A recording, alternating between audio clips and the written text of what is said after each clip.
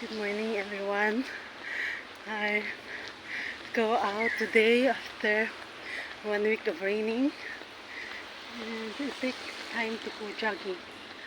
Oh, this is very nice fruits. What kind of fruits is this?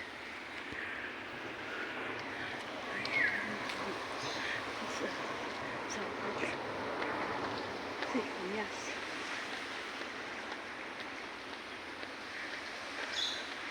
At last, there's sunrise.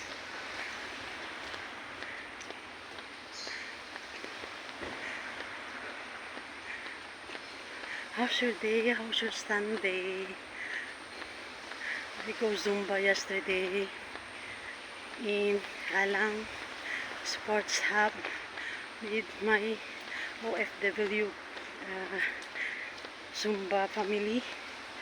That is for a cause, that is for charity work we're doing.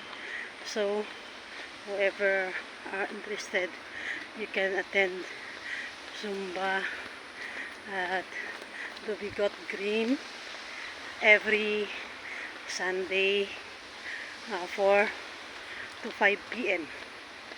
So we'll see you there, guys. All the OFW here in Singapore can join us in our charitable works, and we have also OFW Got Talent, who will be which will be held on April 2.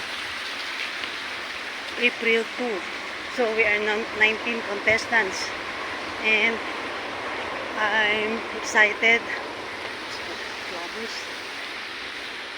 I'm excited to do it overseas on my age of 54. So see you there, guys. I'm very excited to see this. See, they're still wet here because of the rain yesterday.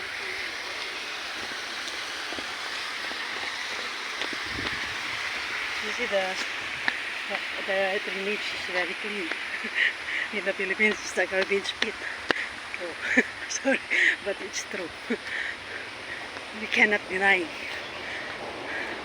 Now I'm here, and I will go there with my boyfriend's house. And this one is here.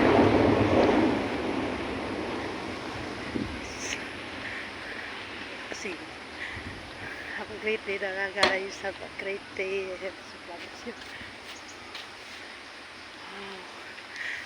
Have a blessed day, everyone.